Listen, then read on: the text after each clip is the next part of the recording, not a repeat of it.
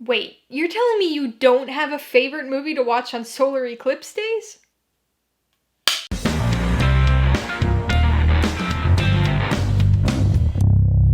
Hey everybody, welcome to Mainly Movies. As part of my 2020 13 Nights of Halloween series, today I'm going to be talking about the 1995 psychological thriller drama, Dolores Claiborne.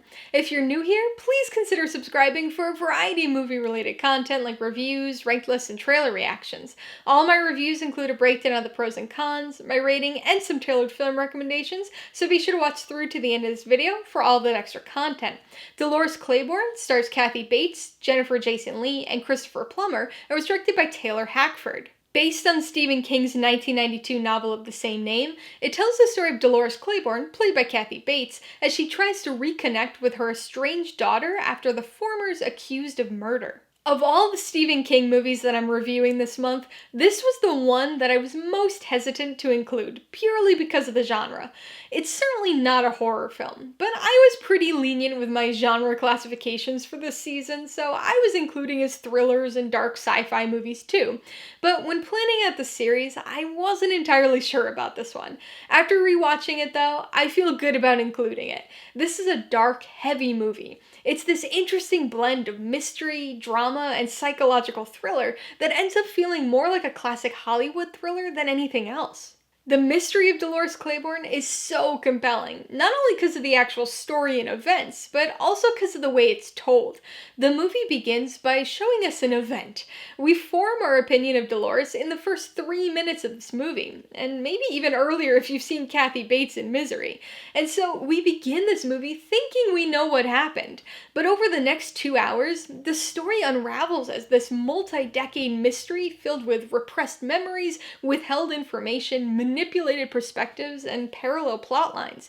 It's told partly in the present day, partly in flashback, and partly in a mixed format, where characters existing in the present experience the past at the same time as a memory. And it's all a fascinating way to highlight this film's themes of memory and the way that the past can haunt us. It showcases the long-standing nature of grudges, the complexity of mother-daughter relationships, and even how people can sometimes base their judgments on perception rather than on reality. We see these themes play out in 2 different time periods, and watch as they impact the same core set of characters. Pieces of each time period's story get filled in as the film goes on, and each time we think we've got it figured out, we get a new clue, often delivered by a character we're hesitant to consider reliable or trustworthy.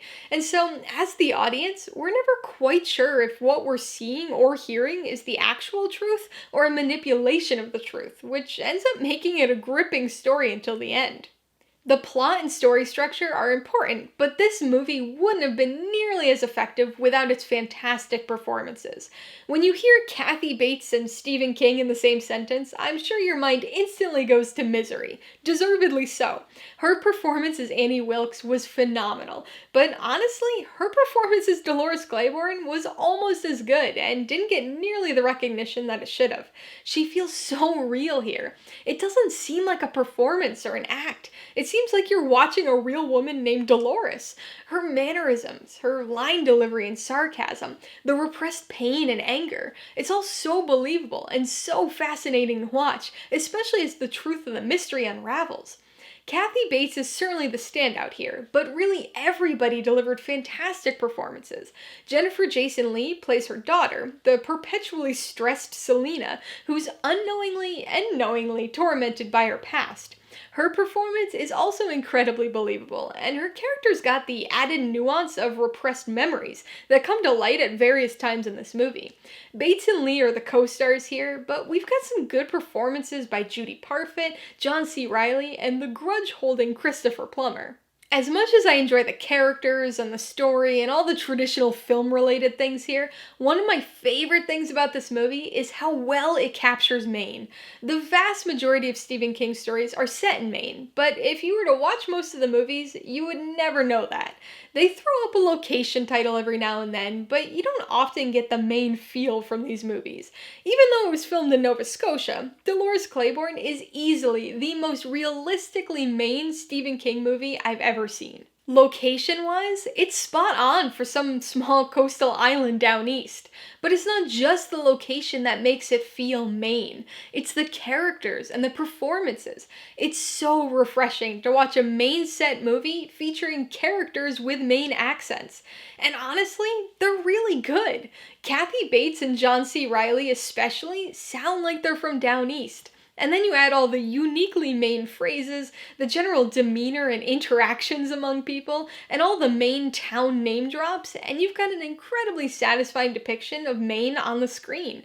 Dolores Claiborne is one of those Stephen King books I haven't had a chance to read yet, and it's one of those adaptations that I only saw for the first time 5 or so years ago, but it's quickly become one of my favorite Stephen King movies, and I seem to like it even more every time I watch it. It may not feel like a typical King story at first, but by the end, it's clear that it's the type of story that only he could have written. Alright, let's talk about the pros and cons. Pro number one is definitely the performances. This is a thematically heavy movie that's steeped in an awful lot of drama and mystery, but all the actors do an excellent job delivering what their respective roles required of them. Kathy Bates was the clear standout for me in the titular role. She brings the heaviness and suspicion that the character requires, but also manages to remain likable, frequently funny, and sympathetic, all while never quite becoming a character that we feel like we truly know. What she does truly feel like, though, is real. She's entirely believable in the role, and I honestly wouldn't be surprised if I ran into her in a store down in Jonesport. The second pro is the mystery. Or maybe I should say mysteries. The parallel events, 20 years apart, are both presented in ways that make us think we know what happened right from the start. But as more information's uncovered or remembered, it becomes increasingly clear that we don't actually have the full story about either event. And so uncovering the truth behind both deaths becomes an incredibly emotional, twisty, and satisfying venture. It's the type of story that could have easily played out as melodrama, but somehow it all retains this classic Hollywood style that makes the mystery intriguingly dramatic, but never over the top in any of its emotional presentations. Pro number three is what I'm just gonna call the Maineness. This movie does a great job of capturing down east Maine. The physical locations, the characters, the dialogue, the accents. I know it might sound and look like some stereotypical impression of Maine, but it's remarkable how close it comes. Not everybody in the state sounds like this, but I can assure you I've known some Downeasters who do. It's so refreshing to have a Maine set Stephen King movie look and sound like it's actually in Maine, even if it was filmed in Nova Scotia. On the con side, I don't really have any major issues. I guess if I had to pick something, it would probably be that the structure of the movie is a bit manipulative. It's intended to be, and important for the memory and past-based plot to play out the way it does, but I can see how some people could be frustrated by the way the film presents certain things to us or withholds certain pieces of information. It's intended to be revelatory and emotionally impactful, but it could come across feeling like a trick. Before I give you my rating and recommendations, I want to remind you that if you're interested in buying Dolores Claiborne or any of the other films I mentioned today, I do have affiliate links for all of them in the description below. I get a small commission from anything you buy using one of my links, so I'd really appreciate it if you'd use them if you're in the market for any of these movies. I'm gonna give Dolores Claiborne 4.5 out of 5 paws. This was such a pleasant surprise for me the first time I watched it, and one that I managed to enjoy more every time I see it. And it's a movie that I never hear people talk about, which is such a shame because it's a really interesting film with some wonderful performances. I would recommend Dolores Claiborne to anyone who wants a good Maine mystery. It's not your typical Stephen King movie, but despite its slightly different subject matter, the tone, style, and themes still feel very much like Stephen King. And if you're a fan of classic Hollywood thrillers or mysteries from the 40s, 50s, or 60s, this is going to be right up your alley. If you like Dolores Claiborne, I would recommend Hush Hush, Sweet Charlotte. It's one of those classic Hollywood psychological thriller mysteries and focuses on memories as characters try to recall the events surrounding an unsolved murder decades before. If you like Kathy Bates' performance here, you've gotta check out Misery. Bates gives an even more iconic and unhinged performance in that one, which is one of the best Stephen King film adaptations.